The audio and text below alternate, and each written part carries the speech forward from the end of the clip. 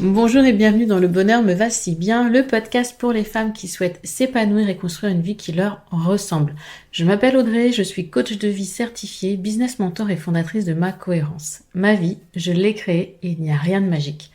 Un pas après l'autre, j'ai avancé, testé, recommencé et j'ai fini par trouver ma cohérence, cet équilibre entre tous les domaines de ma vie. Aujourd'hui, je suis convaincue que nous avons toute la possibilité de trouver cette cohérence. Chacune, nous avons le pouvoir de créer une vie plus en harmonie avec nos valeurs, nos désirs, qui nous sommes profondément. Ma mission, vous l'aurez compris, est de vous guider, vous aider à mieux vous connaître, à vous approprier votre vie pour être plus sereine, épanouie et enfin trouver vous aussi cet équilibre, ce bonheur et cette légèreté. Pour cela, sur ce podcast, je vous livre chaque semaine des conseils, des outils et méthodes concrètes pour comprendre vos émotions, mettre en lumière vos qualités, oser être vous. En résumé, je vous aide à vous remettre au centre de votre vie et enfin prendre conscience que vous êtes la personne la plus importante de votre vie. Alors, préparez-vous à reprendre votre vie en main.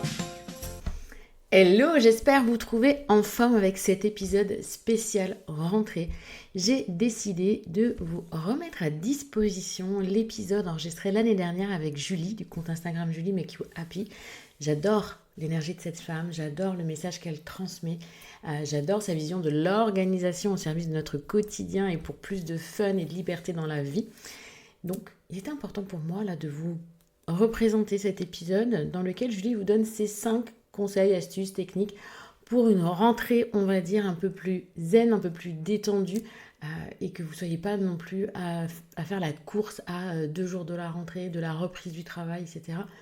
pour que vous puissiez, en fait, partir sur de bonnes bases pour cette nouvelle année et que les bons effets de vos vacances ne partent pas ou ne fondent pas comme neige au soleil. Alors, je vous souhaite une belle écoute et moi, je vous dis à très bientôt. Hello Julie, Hello! comment tu vas? Ben écoute, je vais hyper bien. Je suis super contente d'être accueillie sur ton podcast. Et moi, hyper contente de t'y accueillir. Ça fait plusieurs mois qu'on ne s'est presque pas vu parler. Je t'ai suivi sur les réseaux sociaux, voir ton évolution après ce grand saut que tu as fait. C'était fin septembre, fin octobre l'année dernière, fin octobre, je crois, l'année dernière. Fin octobre, ouais. Ouais, Grand saut dans l'entrepreneuriat, full c'est ça. entrepreneuriat, ouais. Donc, je te suis dessus et je vois comment ça avance. Et franchement, bravo, bravo, parce que et puis on voit que tu t'éclates. Donc, ça fait vraiment plaisir à voir. Je vis ma meilleure vie, en effet, ouais. Mais j'ai dit pour ça qui n'était pas avec nous aux rencontres en 1, 2, 3, c'est ça, en septembre l'année dernière. Est-ce que tu pourrais te présenter à notre audience, s'il te plaît? Oui, bien sûr. Alors, donc moi, c'est Julie. J'ai 34 ans. Je vis près de Nantes et j'ai 3 enfants de 11, 8 et 4. Et puis, après 10 ans sous la casquette responsable administrative et financière d'une société, donc c'est ce qu'on disait, j'ai fait le grand saut de l'entrepreneuriat il y a 6 mois. Et ce saut entrepreneurial, il fait suite à la création d'un blog Make You Happy il y a quelques années, dont le but était de partager des conseils et des astuces aux femmes pour concilier toutes leurs casquettes, en passant par des astuces organisation, développement personnel, bien-être, équilibre familial, etc. Et c'est des sujets qui parlent beaucoup. Et donc, du coup, voilà, j'ai commencé à créer des ateliers, des accompagnements, des formations autour de ces sujets-là. Et puis, j'ai fait, du coup, c'est ce que je disais, le grand saut pour n'en vivre que de ça. Donc, voilà, c'est un métier sur mesure et que je kiffe. C'est ça que tu fais qui te permet de trouver ton équilibre en fait entre tes enfants, toi, ta vie de famille, etc. Et j'adore. Donc, vous pouvez retrouver Julie. C'est Julie Make You Happy sur Instagram si vous voulez suivre comme moi. C'est tes aventures en fait. C'est vraiment ça. C'est l'aventure entrepreneuriale. Enfin, l'aventure de maman aussi, hein, parce que quand on est maman, c'est aussi l'aventure. Là, oui, l'aventure de vie, quoi. Exactement.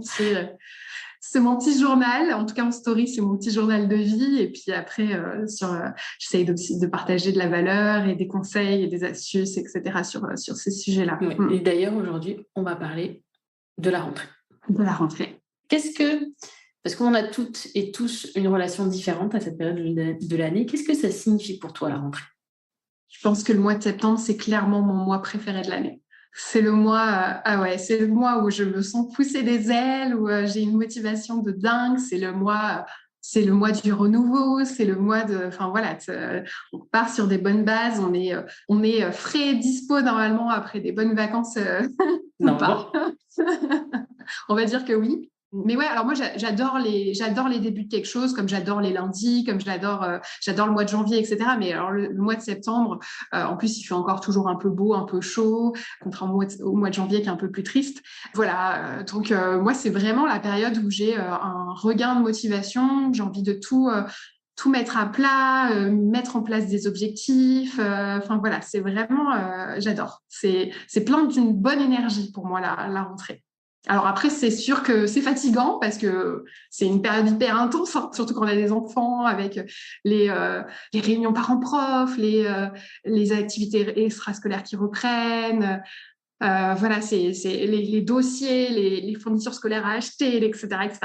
C'est une période hyper dense, mais j'adore. Moi, justement, j'aime bien quand voilà, quand on s'ennuie pas. Et effectivement, en septembre, en général, on ne s'ennuie pas. Non, puis on voit vraiment que effectivement c'est waouh pour toi le mois de septembre. C'est vrai, moi j'aime bien le mois de septembre. Tu sais, j'ai toujours cette période, je sais pas toi, gamine, les nouvelles fournitures scolaires. Oh là Ouais, là. grave. Tu sais, le truc, ouais, je suis trop contente. Tu as ta nouvelle trousse, ton nouvel agenda et tout. Et je crois que j'ai gardé encore C'est ce ça. côté-là. C'est la rentrée. Je vais pouvoir me. Ça sent bon le neuf. Puis, tu sais, moi, je jouais avec mes copines pendant un mois avec mes fournitures scolaires avant même que, enfin, tu vois, tout le mois d'août avec mes copines, on jouait avec nos nouvelles fournitures, tu sais. Trop hâte d'être à l'école. Tout va bien, c'est normal. Vous nous écoutez, c'est normal. Vous avez des accros de l'organisation un petit peu. On aime bien. Mais c'est vrai que c'est septembre. Moi, je dis que déjà l'été, c'est une très belle énergie. Et septembre, c'est presque, tu sais, c'est la rampe de lancement. Ouais, c'est ça. Avant l'hiver, et l'hiver où bah, tu es un peu en vol plané et hop, on redescend et voilà quoi. Donc, Et ça repart au printemps, ouais. exactement. Donc, Ah ouais. septembre, c'est la fin de la rampe, donc autant en profiter. Et du coup, toi, tu commences quand à organiser justement cette période de rentrée? Alors, ça commence assez tôt en fait. Enfin, j'essaie d'anticiper ce qui peut être anticipé pour justement me dégager. Enfin voilà, pour pas que ça soit que j'ai trop de trucs, trop de charge mentale en septembre. Mais j'essaye aussi quand même. Tu vois, l'idée c'est pas non plus de préparer, enfin, passer ton mois de juillet-août à préparer la rentrée non plus quoi. Globalement, tu vois.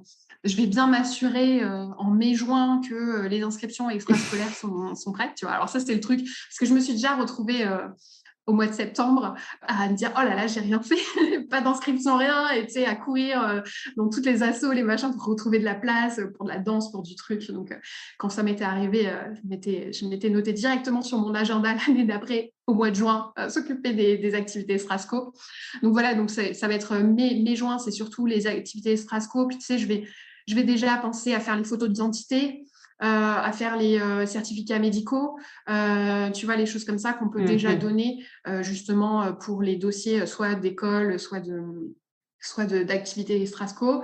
Donc ça va être ouais, sur mai-juin. Et puis au mois de juillet, en général, tout début juillet, pour que ça me décharge la tête, je m'occupe des fournitures scolaires.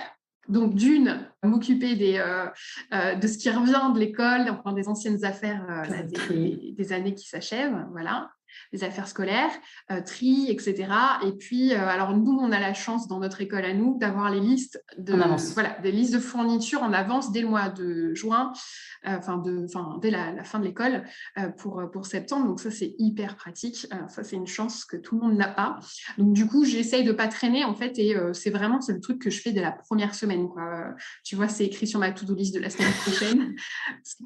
Alors là, pas au moment où sort l'épisode, hein, mais là, non, on enregistre, là, on est tous un juin en fait quand on enregistre, donc on est vraiment, voilà. toi dans la début où tu es déjà dans les starting blocks, là tu les as déjà inscrits dans les activités. Ah ouais. Okay. Donc là, tu viens de me faire dire que moi, c'est pas le cas.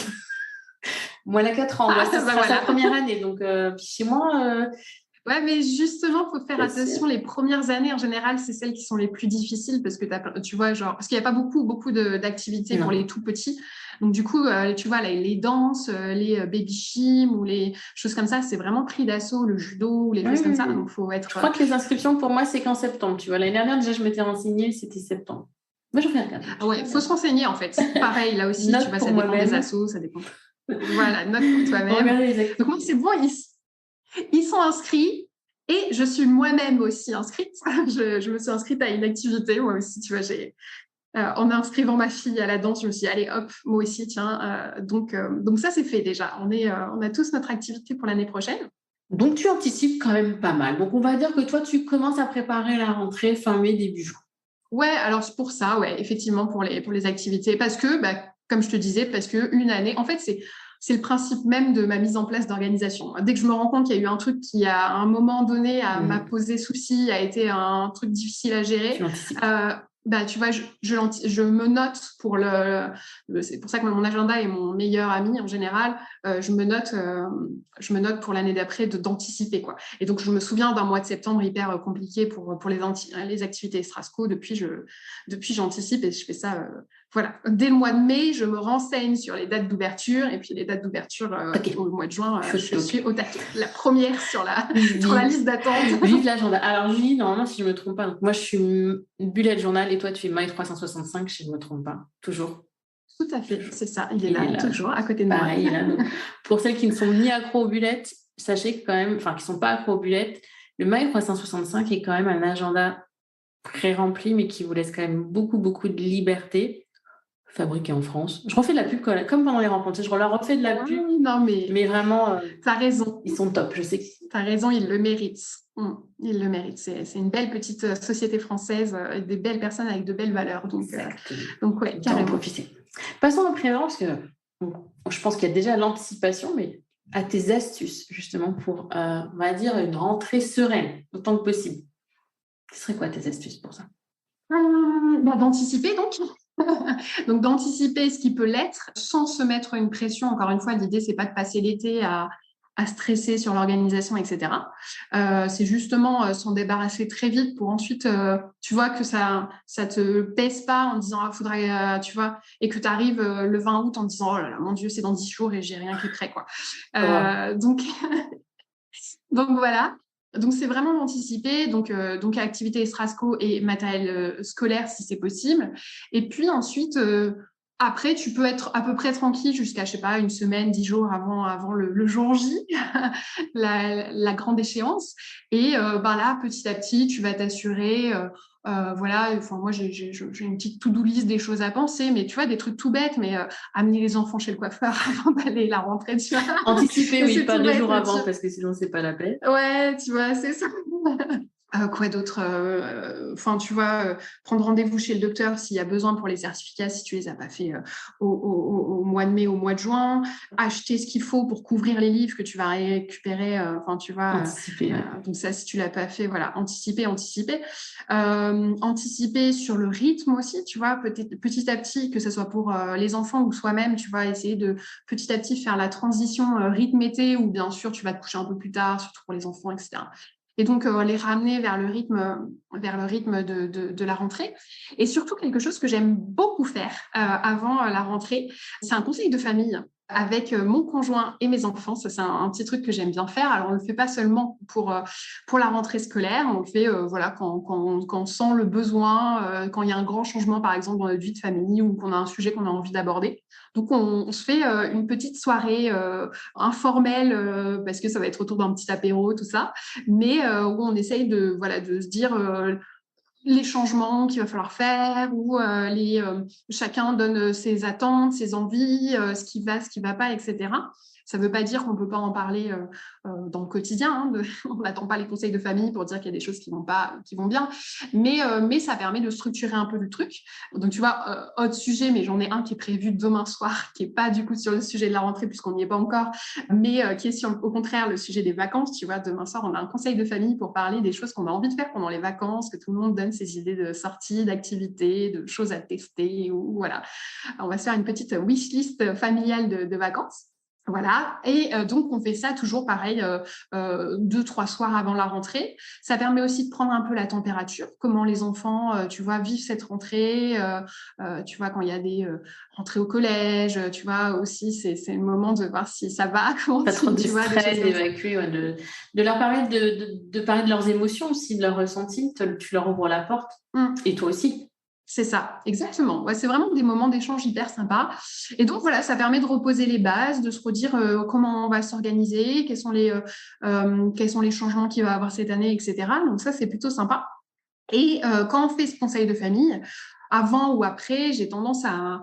Alors ça, c'est vraiment mon truc de septembre, c'est que je travaille sur un planning idéal C'est-à-dire, voilà, j'essaye d'imaginer mon planning, alors que ce soit mon planning journalier, quotidien ou mon planning hebdomadaire. Et en gros, par exemple, si c'est mon planning de la journée, je vais me donner des objectifs le matin avant de travailler, le soir avant de me coucher. Et ensuite, je vais m'imaginer l'articulation, en fait, Ta journée idéale. du matin ou du soir, ma journée idéale, tout simplement. Et l'idée, c'est pas d'être dans un truc hyper carré où tu dois suivre à la lettre, à la minute près, etc., mais de donner une feuille de route et aussi de te donner toutes les cartes en main pour que tu puisses atteindre tes objectifs. Les objectifs, c'est plutôt la liste des choses que tu as envie qu'ils soient faites le matin, qui doivent être faites ou que tu veux qu'ils soient faites le matin et idem le soir. Par exemple, moi, dans mes objectifs du matin, moi, je veux partir de la maison, je veux qu'elle soit rangée, tu vois. Par exemple, pour moi, c'est hyper important parce que c'est hyper agréable le soir quand tu rentres dans une maison rangée. Donc, tu vois, mais le matin aussi, je fais du sport, tu vois. Tous les matins, je vais faire 20-30 minutes de sport. Tous les matins, je veux ci, je veux ça, on a besoin de ci, on a besoin de ça, et on doit faire ci, on doit faire ça. Et donc, tu vas lister tout ce genre de choses. Et à partir de là, te dire, OK, bah alors, c'est quoi les horaires dans ce cas-là, tu vois? C'est-à-dire à quelle heure je dois me lever pour réussir à faire ce Non, un peu moins. Mais tu vois, en fait, c'est parce qu'on a trop tendance à se dire, à calculer à la louche, bon, je vais me lever 1 heure avant, sauf qu'on ne réfléchit pas vraiment ce qu'on a envie de faire ou ce qu'on doit faire avant. Et du coup, c'est comme ça qu'on se retrouve dans des situations de stress, de courir, etc. Et voilà, c'est la course. Et moi, c'est pareil, tu vois, comme je te disais tout à l'heure, l'exemple des activités extrascolaires où un jour je me suis retrouvée à galérer. Je me souviens d'un matin où c'était encore un matin de la course et je suis arrivée dans la voiture en nage en me disant mais plus jamais en fait, plus jamais. Maintenant je fais quoi pour que ça n'arrive plus jamais? Alors ça arrive de temps en temps bien sûr, on n'est pas à l'abri des imprévus, des machins. Mais là, j'ai vraiment créé, en fait, imaginé la routine qui va bien avec le fait de se lever plus tôt, en l'occurrence, et pour pouvoir faire tout ce que j'ai envie de faire. Et pas de le faire au pas de course, mais de le faire en mode assez slow et commencer la journée. Voilà. Et ça, j'ai envie de dire, c'est pour moi, surtout quand on a des enfants, c'est vraiment l'astuce number one dans le quotidien avec des enfants, c'est de les lever plus tôt. C'est-à-dire ne pas chercher forcément à les lever à la dernière minute. Ah non, c'est Mais ouais, en fait, finalement, ce qu'il faut se dire, c'est qu'il vaut mieux que les enfants dorment un quart d'heure de moins, mais qu'au final, ils aient une matinée qui commence tranquille, plutôt que les faire dormir un quart d'heure de plus ou une demi-heure de plus pour qu'après, on soit sur leur dos et que ce soit le stress, etc. Les enfants vont beaucoup plus mal vivre le fait qu'on soit derrière eux, allez, c'est l'heure, on va être en retard, etc., plutôt que le fait de se lever un peu plus tôt. C'est pas en fait, c'est un quart d'heure, une demi-heure qui vont changer. Et c'est vrai pour eux, c'est vrai pour nous. Et donc pour moi, vraiment le secret, du quotidien, c'est vraiment des routines, en fait, des routines du matin et en mode slow, quoi. Tu te lèves tranquillement et voilà. Moi, je sais que mes enfants, tous les matins, ils ont du temps pour jouer. Et ça, c'est hyper précieux, quoi. Tous les matins, ils jouent.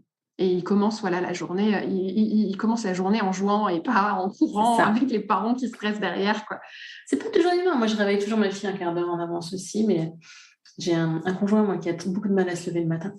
Donc, souvent, il est levé après, tu vois, donc c'est insidieux. Mais c'est vrai que c'est quand même plus agréable, même pour nous, enfin, je veux dire, même pour des femmes qui n'ont pas d'enfants aujourd'hui, de prendre le temps le matin et pas de se dire, je me lève à l'arrache, je prends un quart d'heure, je m'habille en rapide, en speed, je mange un bout de pain, là, sur le truc, et je suis déjà partie. Et puis, tu vois, En fait, ton matin conditionne le reste de ta journée. Si tu commences speed, stressé, sur les nerfs, etc., ben alors là, ta journée, elle est partie pareil, quoi. Alors que si tu commences tranquille, en faisant tout ce que tu as envie de faire, voilà, sans que ce soit la course, etc., ben, ta journée, elle commence beaucoup mieux et ça ne sera pas du tout le même type de journée. Donc voilà, donc moi, chaque fin août, début septembre, je me penche sur, et même quitte à réécrire, parce que finalement, mes routines, mon quotidien, il n'a pas trop changé ces dernières années. Et en fait, je réécris la même chose d'une année sur l'autre, mais ça permet de réancrer ce que je veux et ce que j'attends de mes matins et réancrer l'heure où je me lève, tu vois, des choses comme ça. D'être en conscience. Tu fais juste... Parce que des fois, on met des choses en place et puis... et on n'y prête pas garde et puis au final, au bout de 2 ans, 3 ans, ça ne nous convient plus. Ça fait partie, peut-être. Ouais. Oui, ça ne nous convient plus ou alors où on respecte plus tellement, tu vois, il y a un côté, bon allez, ce matin, je fais pas de sport. Je vais pas malade, et puis petit à petit, tu vois, t'en fais de moins en moins, ou trucs comme ça. Et donc, c'est pour te restructurer sur tes objectifs, un peu te recentrer sur tes objectifs. Donc, j'aime beaucoup faire cet exercice. Donc là, on parle du matin, mais pour le soir, c'est pareil. Fameux tunnel du soir. Tunnel du soir, puis pour les enfants, c'est tellement important d'avoir ce cadre. Enfin, moi, je le prône aussi, ce cadre dont ils ont besoin, qui les rassure, qui les drive aussi un petit peu et qui nous permet à nous d'être un peu plus... de lâcher du lest, quoi, parce qu'au bout d'un moment, ils sont autonomes. C'est ce que je me dis. Elle va avoir 4 ans. Au bout d'un moment, ils sont autonomes. Ah, 4 ans, moi j'en ai une qui va avoir 4 ans aussi, donc tu vois, je connais, donc c'est pas encore la même autonomie. Moi, j'ai mes 2 grands quand même, effectivement.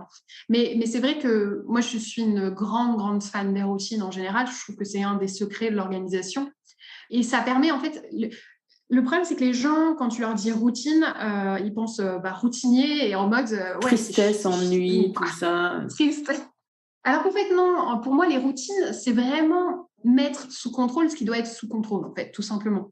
Les trucs obligés qui sont, de toute façon, tu dois le faire. Donc, autant le faire de façon automatique, c'est parce que c'est le principe de la routine, c'est d'arriver à le faire de façon automatique, de façon indolore. Tu vois, je compare souvent ça au fait de se laver les dents. Se laver les dents, tu fais le matin et le soir, tu fais de façon hyper automatique. Tu vois ce que je veux dire? Tu te dis pas tous les matins et tous les soirs, oh non, mais trop grave la flemme. De temps en temps, ça t'arrive que ça te le soir, tard, c'est ok. Tard, mais bon. Mais tu sais, et puis de toute façon, tu es obligé de le faire parce que si tu le fais pas, tu te sens pas bien, tu te sens pas à l'aise. Et ben, l'idée, c'est d'arriver à faire la même chose de toutes tes obligations en fait et de les mettre sous un format routinier pour après justement, en fait, tu vas les faire de façon automatique, indolore et rapide. Tu vois, en faisant un petit peu tous les jours, plutôt que à laisser accumuler les choses, etc. Donc, tu fais ça de façon hyper rapide. Et en fait, justement, ça te dégage du temps pour le reste. C'est-à-dire que pour moi, la routine, ça n'empêche pas l'imprévu. Au contraire, ça permet de laisser la place pour l'accueillir. Tu vois ce que je veux dire? Ah oui.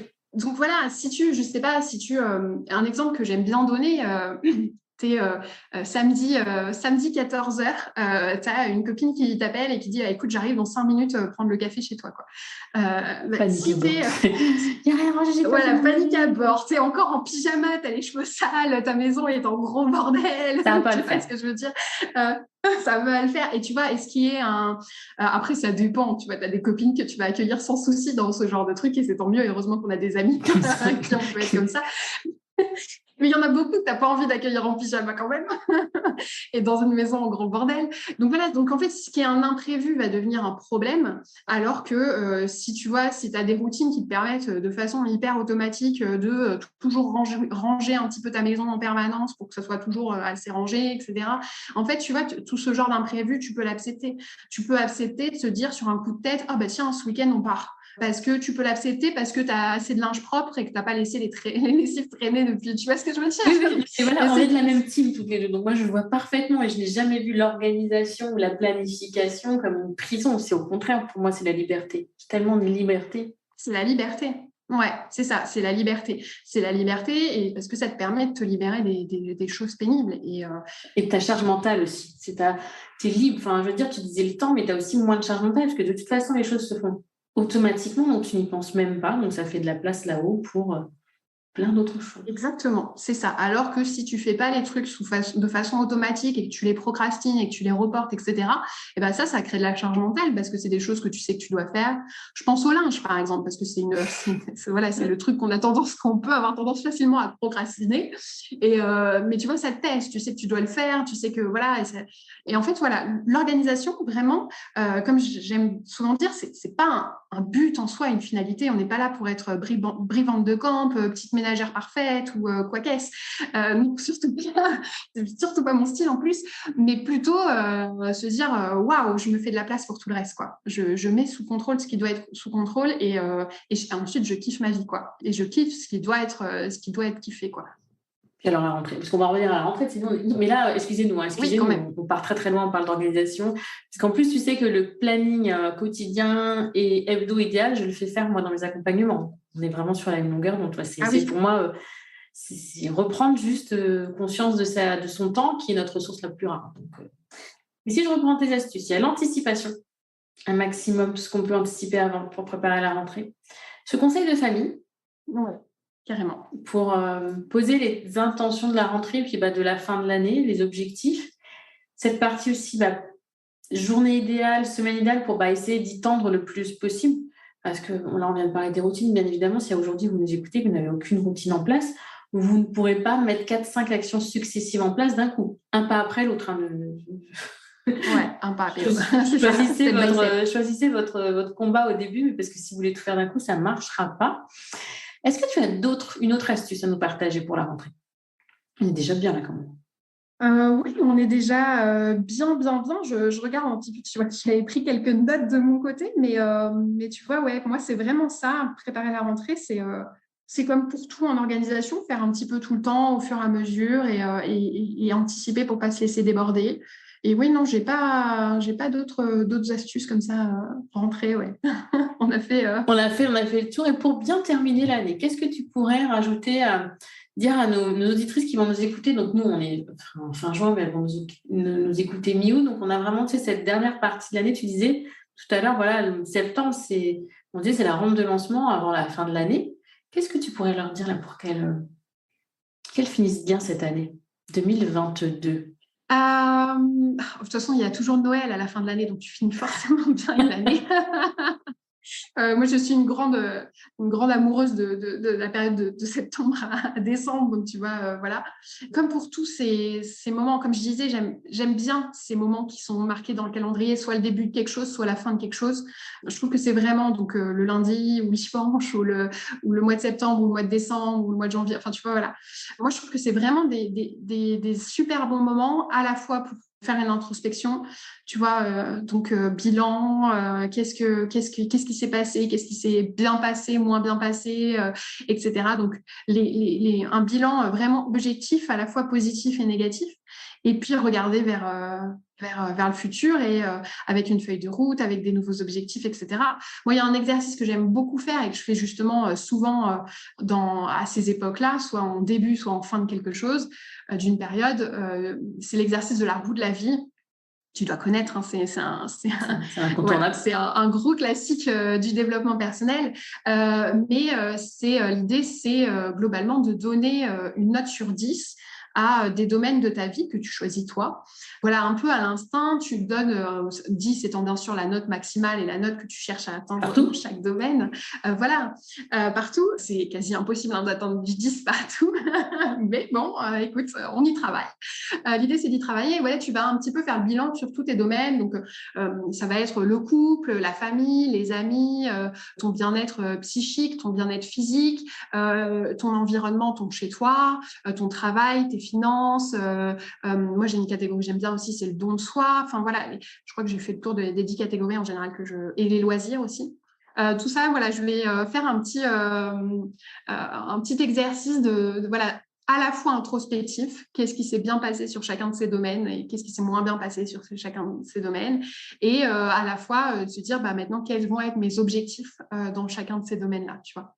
Et ça, c'est un exercice que j'aime bien faire. Donc ça, c'est un truc que je fais souvent, voilà, peut-être en décembre, où là, je compte en faire un. Là, donc on est au mois de juin et je trouve que c'est aussi C'est ça, j'allais te dire, là, c'est la bonne période. Voilà, forcément, pour ceux qui nous écoutent mi-août, rien ne vous empêche de faire ce bilan là maintenant, du début de l'année, pour dire qu'est-ce que maintenant, là, pour septembre, octobre, décembre, les 4 derniers mois de l'année, sur quoi je peux actionner, sur quoi je peux agir pour travailler les domaines qui en ont le plus besoin. Et oui, c'est ça. Maintenant. Tu vois, tu te choisis un ou deux objectifs par domaine qui te semblent les plus importants, en général les moins bons, moins bien notés sur 10, à qui tu donnes les plus mauvaises notes. Et quelles sont les actions que je peux mettre en place et quel est le prochain petit pas que je peux mettre en place pour avancer vers une meilleure note. Et là, du coup, tu vois, ça peut clairement faire partie des choses que tu vas intégrer aussi dans tes routines. Exactement. Par exemple, j'ai besoin de me sentir plus en forme, plus la patate, etc. Et je vais intégrer du sport dans ma routine, tu vois. Et donc, du coup, en fait, tout est lié, tu vois. Tu vas un peu regarder tout ça dans ton ensemble. Quand je disais tout à l'heure, tu prépares ton planning idéal à partir de tes objectifs, tes choses, tes impératifs et tes objectifs, en fait, tout simplement. Et tes envies. Oui. Parce Faut que pas les oublier. des fois, il y a des choses qui sont des envies, voilà, des envies, voilà. Et à partir de là, ben, tu imagines ton planning idéal. Et encore une fois, comme pour tout ce que tu construis en organisation, les choses sont faites pour ne pas être respectées toujours, quoi. Tu vois ce que je veux dire? C'est la liberté. C'est juste ton ta petite bouée de sauvetage, tu sais, ton cahier de sauvetage, tu sais que tu peux te permettre ça parce que derrière, tu as tout dit ce qui t'attend, tout ce que tu as dans ta tête est posé quelque part et tu peux y aller. Ouais, voilà, tu sais que tu vois ce que je veux dire. C'est ce que je disais sur l'exemple tout à l'heure de partir en week-end sur un coup de tête. C'est quelque chose que tu peux te permettre parce que tu sais que ça reprendra tranquille la semaine d'après et que ça va pas tout déstabiliser parce que tu en as déjà t'es déjà sous l'eau. Enfin, voilà, tu vois ce que je veux dire. C'est vraiment un soutien, l'organisation. C'est pas un truc en plus. C'est ça qu'il faut se dire. Au contraire, c'est faciliter les choses qui existent déjà. C'est pas se rajouter du travail, chercher à s'organiser. Non. Mais du coup, ouais, tu vois, là, je repense à cette idée de bilan. Ce que toi disais tout à l'heure, tu fais automatiquement, en fait. Tu arrives automatiquement à switcher, à te dire, attends, là, les activités extrascolaires, ça n'a pas été, bam, je le remarque. Mais ça peut être aussi fin d'année, mai-juin, l'occasion de faire un petit... Qu'est-ce qui n'a pas été cette année? Qu'est-ce qui n'a pas été dans l'année scolaire ou pas scolaire, peu importe si on a des enfants ou pas. Et qu'est-ce que je vais pouvoir mettre en place cet été, peut-être, tu vois, déjà pour activer, pour qu'en septembre, ce soit plus fluide pour moi. Il y a des périodes comme ça qui sont charnières où on peut prendre une demi-heure, une heure de son temps et juste faire un petit micro-bilan et pas attendre que la fin de l'année. Au bord de la piscine, au bord de la piscine. Au bord de la piscine, on va se faire un cocktail. Mais c'est une très bonne idée, tu vois. C'est pourquoi absolument, moi je râle tout le temps, pourquoi absolument attendre la fin de l'année pour faire des bilans? Mais oui, c'est clair. C'est sûr que c'est des moments hyper sympas parce que voilà, il y a un côté. Moi, j'adore, mais tu peux très bien le faire juste quand on ressent le besoin, tout simplement, en fait. Voilà. C'est ça. Puis ouais. là, Et j'allais dire un autre truc. Bon, là, on divague encore sur hors sujet, mais de façon générale, tu vois, le bilan, c'est aussi le fait d'écrire. Et écrire fait beaucoup de bien. Ce qu'on disait un petit peu sur les outils d'organisation, ça nous décharge de la charge mentale de choses à faire. Mais écrire tout court sur ses objectifs, sur sa vie, sur son voilà, en mode journal intime aussi, c'est la décharge émotionnelle, tu vois. Et donc ça aussi, ça peut faire hyper du bien. Tu prends un carnet, un stylo, hop, et ça, tu vois, notamment, ça fait partie de ma petite routine du matin. Écrire 5-10 minutes, voilà, ça fait hyper du bien. C'est juste, après, de toute façon, tu prêches une convaincue, le pouvoir de l'écriture. Tu te doutes bien que adepte du bullet journal, je le conseille à tout le monde. Moi, c'est déjà quand on a quelque chose à évacuer, de l'évacuer par l'écriture. Mais après, et encore aujourd'hui, je l'ai mis en commentaire sur Instagram, une personne qui me dit oui, je le fais de temps en temps quand j'en sens le besoin. Je dis n'hésite pas à aller plus loin et à ancrer cette habitude dans ton quotidien parce que ne faire cette écriture que quand on a besoin, c'est bien. Mais si on le fait dans ton quotidien, on voit plus loin, on voit des choses qu'on n'aurait jamais vues si on s'était questionné que quand on avait besoin et on s'ouvre encore plus à soi. Mais bon, là, on a complètement changé de sujet. Ouais, exactement. Donc, Julie, on va se revoir bientôt, c'est ça, pour enregistrer un épisode de podcast où je t'inviterai, j'ai mis en place il n'y a pas longtemps le café coach, je t'inviterai, on parlera d'organisation. C'est obligé, comme ça on aura le temps. On aura le temps, mais pas de souci, quand tu veux. Moi, tu l'as bien compris, j'adore parler de ça, c'est un sujet qui me porte. Alors, je ne dis pas qui me passionne parce que bon, ce n'est pas forcément une passion d'organisation, mais ça me porte parce que les bénéfices sont incroyables. Donc moi, j'ai envie que tout le monde ressent ça. Donc, c'est pour ça que Make You Happy est né notamment. C'est ça. Et c'est pour ça aussi qu'à la base, moi, j'ai créé mes programmes Je m'adore pour mieux s'organiser avec sérénité et pas... Enfin voilà, de toute façon, on a la même vision de l'organisation. Donc, c'est pour ça qu'on est là toutes les deux aujourd'hui. Donc, merci beaucoup, Julie. Je t'en prie. Est-ce que tu aurais un petit mot pour terminer? Est-ce que j'aurais un petit mot pour terminer? Kiffer, ouais. Parce que tu vois, le mois de septembre, c'est le mois où tu as la tête sous l'eau, etc. Et pourtant, c'est, comme je dis, c'est un mois où tu peux le voir vraiment comme un mois du renouveau, un mois de je me recentre sur ce qui est important pour moi, sur mes objectifs de vie, sur mes objectifs avec mon conjoint, ma famille, mes objectifs personnels, etc. Donc c'est sûr, c'est une période un peu stressante, etc. Mais c'est aussi ça qui fait que tu vois, on se sent vivant. Enfin, moi, j'adore ces périodes où ça court un petit peu partout. Donc, faut pas oublier dans l'histoire de... T'as des gens qui vont s'arracher les cheveux en septembre et qui vont dire « Mais qu'est-ce qu'elle a raconté l'autre soir ?» Faites kiffer. Mais justement, alors avant que j'oublie, j'ai mon poignet qui craque, donc excusez-moi si vous entendez, c'est mon poignet qui craque à chaque fois que je bouge. Avant que j'oublie, elles vont avoir normalement cet épisode mi-août. Il me semble que début septembre, tu ressors ton programme d'accompagnement sur le désencombrement. Donc, celles qui seraient tentées, là, au moment où elles nous écoutent, de se dire, c'est bon, là, c'est la rentrée, ça y est, je me mets, je désencombre, qu'est-ce que tu as à leur dire là maintenant? Ben, écoute, que effectivement, du coup, j'ai un programme où j'aide les personnes à désencombrer chez elles. C'est un programme en ligne avec un côté coaching de groupe qui est plutôt sympa. Vraiment, le coaching de groupe, c'est vraiment tout l'intérêt du programme parce que ça permet de ne pas se sentir seul dans un processus qui est effrayant, c'est le cas de le dire. Effrayant, mais tout aussi transformant qu'effrayant. Moi, je suis une grande adepte. Alors, je suis une grande adepte de l'organisation et du désencombrement. Et parce que, encore une fois, ça a des effets insoupçonnés qu'on ne comprend que quand on le vit. Donc, s'il y en a qui sont appelés pour venir désencombrer leur chez elles ou leur chez eux, à partir de septembre, c'est un accompagnement qui dure 3 mois. Voilà, donc si on a envie de rajouter encore un petit truc en plus au mois de septembre. Ça peut faire partie des objectifs, tu vois, nos intentions de l'année sur lesquels on n'a pas avancé. Ça fait partie aussi d'utiliser la bonne énergie que tu as, que ont certaines personnes, tout le monde ne l'a pas forcément, mais que tu as des fois au mois de septembre où voilà, tu te dis c'est le moment des changements, etc. Donc c'est pour ça que cet accompagnement va ressortir en septembre. Et voilà, donc je pense que tu mettras il y a une petite... Je mettrai le lien du descriptif de la liste d'attente. Et attendez. Ouais, avec un petit summer camp. Là, personne ne le sait. Là, nous sommes le 30 juin, personne ne le sait encore. Mais du coup, j'aurais commencé le 31 juillet un petit summer camp avec une petite vidéo par semaine pour parler de désencombrement et pour commencer à préparer le cheminement et voilà, et à donner quelques premières pistes aux personnes qui ont envie de désencombrer. Donc voilà, donc il y aura pour les personnes qui s'inscrivent sur la liste d'attente, alors que sans engagement aucun, mais elles auront accès à ces petites vidéos toutes les semaines pour commencer un petit peu à cheminer sur ces envies de désencombrement. Donc voilà, le petit summer camp. Oui, le summer camp. C'est l'énergie de l'été. C'est l'énergie de l'été. Moi, j'y crois. J'ai fait mon summer camp. J'ai mon cahier de vacances aussi. Enfin, c'est une belle énergie. Donc, merci beaucoup, Julie. C'était un plaisir de te retrouver. Je t'en prie. C'était un plaisir d'être là. Et je te dis à très bientôt. À très bientôt. Salut Audrey. Alors, qu'avez-vous pensé de cet épisode et de cette femme pétillante? Je pense que vous l'avez entendu. Elle a vraiment beaucoup de belles énergies, de belles choses à nous partager. Donc, si vous ne la suiviez pas encore sur les réseaux sociaux, c'est Julie Make You Happy. Et si je récapitule un peu toutes ces astuces pour me rentrer au top, l'anticipation, le conseil de famille si vous êtes en famille, un petit bilan, ça peut être pas mal, un bilan de fin d'année, pour justement mettre en place des routines aidantes pour avancer vers vos intentions et donc mettre en place un planning hebdo, un planning quotidien, le planning idéal. Alors, quand on dit idéal, c'est ce que je fais faire à mes créatrices, c'est-à-dire que ce n'est pas celui où vous devez forcément vous coller absolument. C'est celui vers lequel vous allez essayer de tendre le plus possible.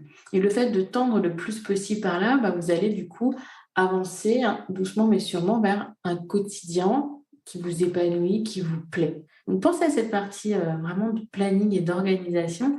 Et puis, j'aurai, je pense, le plaisir de retrouver Julie très bientôt pour un café coach.